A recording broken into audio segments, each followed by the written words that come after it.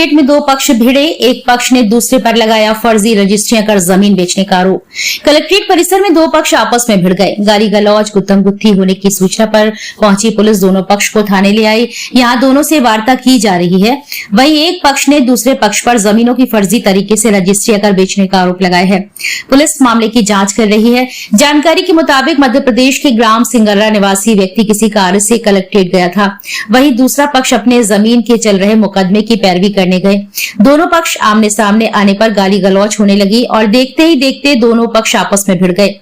तभी सूचना मिलते ही मौके पर पहुंची नवाबाद थाना पुलिस ने मामले को शांत कराते हुए दोनों पक्ष को थाने बुला लिया।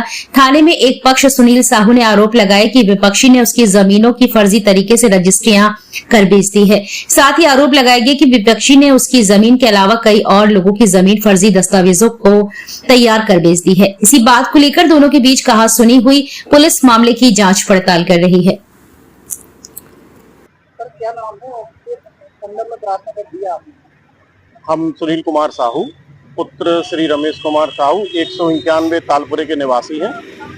हमारी किसान बाजार से लगी हुई मंडी पे 3 एकड़ 82 डिसमिल जमीन है जो बेनामे द्वारा हमने विक्रय की थी और उसका एक मुकदमा सुप्रीम कोर्ट तक चला जिससे हम लोग सुप्रीम कोर्ट से भी जीत गए। सुप्रीम कोर्ट ने हमारे बेनामे वैध माने और राजस्व परिषद का आदेश जिसके आधार पे खतौनी में नाम नामांकित हुआ वो वैध माना, हम लोग जीत गए। इसके अलावा एक फर्जी व्यक्ति जिसके नाम ना तो जमीन है कुछ नहीं है, वो बगल के मौजे का बैनामा करता है। डडियापुरा 14 से 14 अराजी उसके बैनामे करता है और हमारी जमीन पे कब्जा दिलाता है। उसके साथ में कुछ भूमाफिया लोग हैं और कुछ गुंडे तबके लोग हैं जिन्होंने हमारे जमीन पे कब्जा करना चाहते हैं।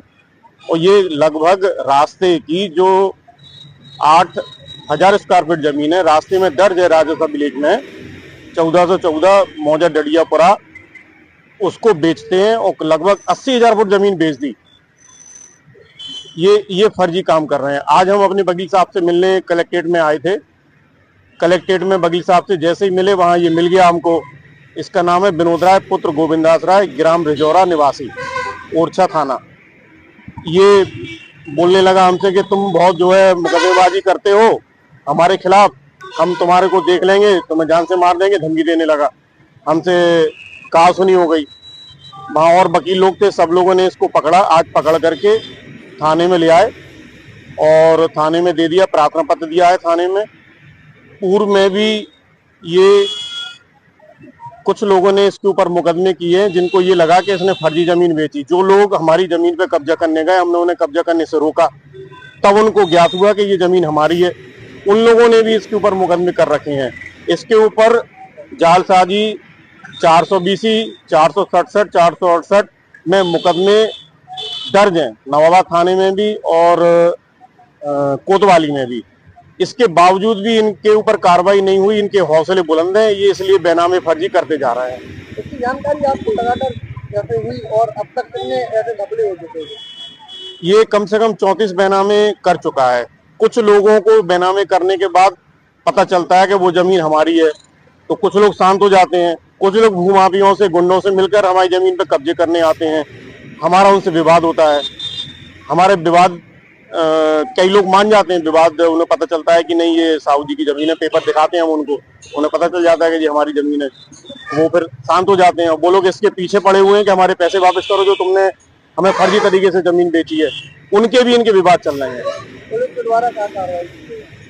पुलिस द्वारा बस पहले मुकदमे दर्ज हुए, आज हमने प्रार्थना पत्र दिया है। अब देखते हैं पुलिस क्या करती है इसमें। अगर पुलिस सही कार्रवाई करे तो इन लोगों के हौसले नहीं होंगे और ना इस तरह का फर्जीवाड़ा काम कर पाएंगे। ये आज योगी जी के शासन में भी फर्जीवाड़ा हो रहा है, इस बात से अचंभा है।